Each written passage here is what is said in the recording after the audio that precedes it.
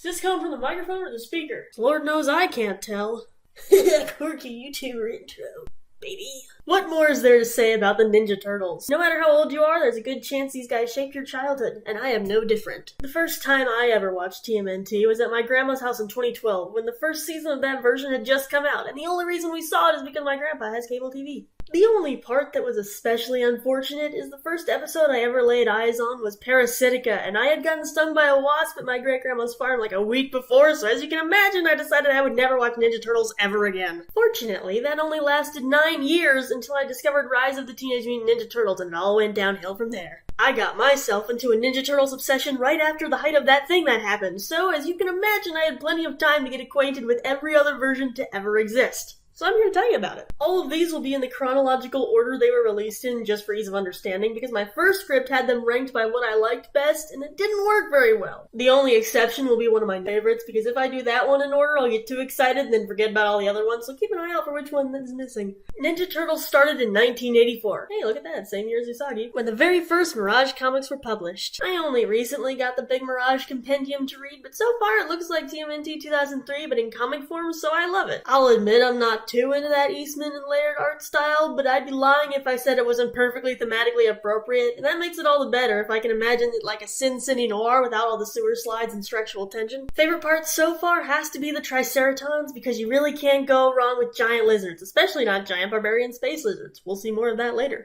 At the time of writing this video, my siblings and I are currently watching the 1987 cartoon, and my script has not been updated for that version yet, so I'm just gonna kinda ad-lib this. I already know this version of Splinter is going to be one of my favorites because he's such a good dad. We'll see that later on once we get into the 2000s and the 2010s, that Splinter goes from being a loving, caring dad to an authoritarian to trying his best, so the classic, somewhat idealistic dad paragon is really sweet. Something else I know I'm gonna really like is Shredder and Krang's old married couple-esque relationship. Everyone loves high stakes and intense fights, but man, there's something charming about somewhat caring villains and goofy antics. You know I can't get through a single video without reminding you that Usagi exists, but his appearance in 1987 was pretty whack, even for me. I mean, far be it for me to critique a Japanese accent, but come on, guys. Don't tell me you couldn't find some bozo who spoke English with a so-so katakana pronunciation just because it was the 80s. My little brother's favorite iteration of the Ninja Turtles is the live-action movies, and for very good reason. These flicks just ooze that delicious mint brand of 90s that 80s kids find cringe and I find hilarious. I personally love to think those movies are perfectly exhibiting what living in the 90s was like. Once again, we see the return of good dad Splinter in all his weird Yoda-style puppetized glory, and the appearance of a fairly threatening Shredder. This version probably does the best at giving the Turtles some action with stakes while still being a silly, goofy, lighthearted 90s action movie. Domestic terrorist Shredder yoinking troubled kids off the streets to use as ninja soldiers is both a legitimate threat and how I imagine actual gangs getting started, but is also such a wacky premise that it's the perfect conflict for a band of mutated turtle teenagers to handle in the shadows. The best part of all three of these movies, and possibly any version of TMNT ever, is when the Turtles get to the farmhouse and April is narrating about how they fled for their lives and is doing a great job of creating a tense moment, and then it chop cuts to a gravely injured Leonardo, but it looks like they just chucked his animatronic shell into a bathtub from halfway across the room, so the tension was shattered in favor of us laughing so hard we almost threw up. I never saw the Next Mutation or the Coming Out of Their Shells tour, but I assume the vibe was similar. Whenever I think of this live-action TMNT era, I think of that woman on Fred Willard's 2004 show, Totally Obsessed, and how back when I first saw the clip, I thought it was majorly cringe, but now I can't even think about her without smiling. She has the strongest will of any human I have ever seen, and I can only hope to one day reach that level of loyalty to my hyperfixations. 2007 did a really good job of breaking the mold that had been set up by its predecessors. We still have all the key players, but they're scattered around in a different fashion and used in a non-traditional way, which is pretty sick. If I'm not mistaken, the story takes place after the Shredder's already been defeated, because this time there's a different villain in town, and this one's a particular breed of evil.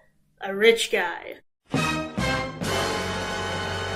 Everyone knows that 2007 has a really good Leo Raph fight. Both have great points aside from Leo's superiority complex and Raph's punch before he thinks principle, but I will give them major props for me understanding both sides of the leader and rebellion spectrum. I have a history of fluctuating between relating to Raph and Leo the most, which is just as confusing for me as it is for all of you listening. Just like in the Usagi video, if someone forced me to pick a least favorite version of TMNT, it would still unfortunately be IDW. I was gonna say it's nothing personal, but after reviewing the script, I rewrote the entire part of it. So I guess it is personal. I try not to talk about things I don't like, but after trying to read some more of this, I realized I have a duty to share my opinion in a video about my opinion. Admittedly, I've only read up to the 7th volume, which leaves over half of the ongoing series to go, but considering it's taken me a year to the day to get this far, even while hyperfixating, paints a good picture of how hard it is to read. Same thing with this video. I finished the first half of the few frames in like a couple of weeks, and then it took me an entire month to figure out what to draw for the IDW section even after I rewrote it. In IDW, there's a lot of stuff happening all at once, and somehow I don't care about any of it. I couldn't really tell you anything about the characters and their personalities because I find them extremely inconsistent. And what complicates things further is the writers took a relatively goofy, wonderfully simple premise and turned it into a complex, gritty warfare between reincarnated parties battling immortals and doing normal defending New York Turtle stuff. You know, I'd like to think I can read pretty well, but as I read through the IDW comics, especially as things get more complicated, I start forgetting how sentence structure works. Even with what is medically classified as a learning disability, I have never had such a problem with the act of reading itself until these comics. And I've read some brutally overworded stories. Splinter and the Turtles taking over the Foot was the nail in the coffin. But something I do love is how Bebop and Rocksteady are written as the anti-mutant. They embody everything people fear about the potential of mutants and are ruthless, unstoppable forces of nature who do what they do, destroying things because they can, because they love it, and because no one can physically stop them. That makes a fantastic, compelling villain that poses real danger and represents a real fear. The crossovers are as crossovers go, but the Power Rangers one was really good just because of the art. I love Slash too because look at him, he's perfect. You can't go wrong with big lizards, especially if those big lizards are secretly angry. 2012 and I didn't have the best start, but when my youngest sibling begged me to watch it with them, I had to give in. But even after 5 seasons in a basically movie, I still don't really know what to say about it. On the one hand, the art book is really cool. The turtles act like real teenagers. Usagi's in with a great voice actor, and the overall vibes are immaculate. But on the other hand, there's a lot of random stuff. The little things everyone does every episode just paints a picture of overall inconsistency that you don't notice unless you already know the context of what's happening. If you're absorbed, it's perfectly fine. Great, even, and wildly nostalgic. But if you ever take a step back and look at it from a meta lens, you start to wonder the out-of-universe reasons why it was written like this. But this show still has some exceptional moments and epic stories, and I'm not one to turn away from something under my hyperfixation umbrella just because it's a bit rough at times. At the end of the day, this is still a fantastic version of TMNT, and is probably still in my top 3. I still quote Casey's beatboxing routine daily. And let's not forget, Usagi has a 3-episode arc where the turtles were blasted into his turf on the big screen for a change. I adore these episodes so much despite Kintaro's screaming because unlike previous iterations, Stan Sakai wrote this one, so of course it's incredible. Mona Lisa and Leatherhead are my favorites because, say it with me now, you can't go wrong with big giant angry space lizards, especially when those big giant angry space lizards fight aliens. Michael Bay movies are next up on the chopping block, and it's the first version of TMNT I watched all the way through.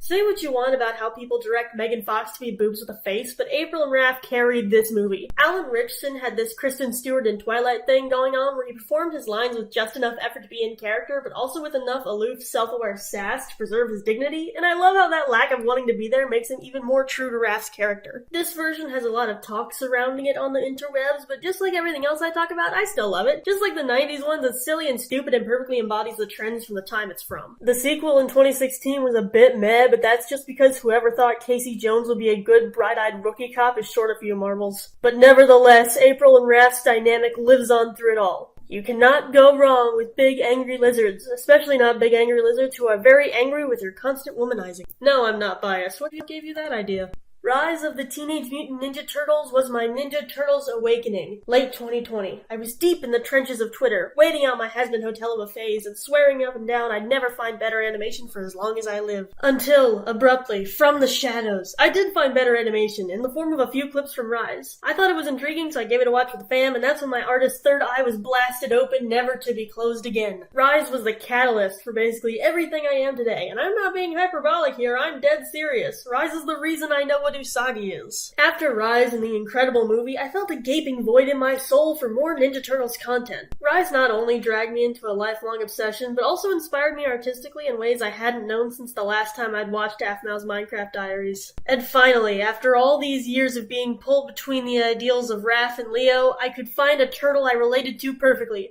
Big Brother Rise Raphael. You can't go wrong with big angry lizards, especially when that anger stems from crying every single time you hear surface pressure. I could sit here for hours talking about how much I love Rise and its perfect sibling dynamic and the perfect autism ADHD representation and the gorgeous animation and the monster designs and the balance of very intense stakes and even the most hyperactive entity. Even if it's fallen to number 2 on my list, I will always adore this version with everything I have. Which just shows you how insane I'm going to go for my actual favorite. I have not yet watched the Batman and TMNT movie yet because I'm going to be honest, I don't find DC especially enticing due to its sheer amount of edge and its total butchering of the Monkey King himself, but I do have a soft spot for Batman because he's consistently the coolest dude in the 2001 and 2004 Justice League cartoon I grew up on, so I'm sure it'll be sweet. I just got the Mutant Mayhem art book, and while the style isn't exactly up my alley, I can recognize the intense effort that went into every second of the art direction. The colors are incredible, there's some truly wacky monster design. I felt called out by the art book because I, just like Raphael, also saw a man in a single 90s movie and decided that was how people dress outside. It just came out, so I can't say much. Normally I don't go for shows with a school-based setting, but I'm hoping the series will follow Wings Club logic and these kids will still get into some epic fights outside of being shoved in lockers. When I originally heard the concept, I thought it was going to be more of a Three Below thing, but now that I've seen the movie and have a better idea, I think it's going to be more of a Troll Hunters thing. If that makes sense to anyone in the audience. Of course, it may be a relief if that's their only conflict. I don't know if my heart can handle turtles this little taking on world-ending threats, especially if we get some really scary, majorly destructive villains. My favorite part is when Donnie says Riz. And now, the moment you've all been waiting for. In the next video, sorry, I'm back with the bad mic in the closet. This video has been an absolute behemoth to draw, especially considering I ingeniously gave myself a once-a-week video upload schedule. And the TMNT 2003 section for this part was so long that it just could be its own video, and I left out a bunch of stuff I wanted to talk about anyway, so that's probably what I'll end up doing later on. If you've watched this far, thank you so much. We just reached 500 subscribers. That's pretty freaking cool, man. I don't know what in God's name happened, but you guys really, really like Raka. That's how you say his name, by the way. He's named after the sound the Space Marines make in TMNT 2012. I'll be back for all of you, Raka Raka. Also, just to reiterate, I really do love every single thing I talk about. I know I made some lighthearted complaints, especially in the IDW section, but, you know, I'm still reading it. I don't know if I can keep up this once a week upload schedule, guys. It was really fun to start out with, because I was just absolutely juiced on creativity, but I've been trying to make the quality of my stuff better instead of just random little doodles everywhere. I've noticed a lot of people actually color the animatics where they talk about stuff, so I might try doing that. But yeah, thank you for watching. Expect maybe once every 2 week video uploads, or maybe one big thing a month with a bunch of little memes sprinkled throughout still every week. I don't know. I'm still gonna try and keep it consistent because YouTube likes consistency, but I don't want to feel pressured to make cool stuff, because then the stuff doesn't end up cool, and that defeats the whole purpose. Thank you guys so much for watching. Thanks again for 500 subscribers, and I'll see you in the next one.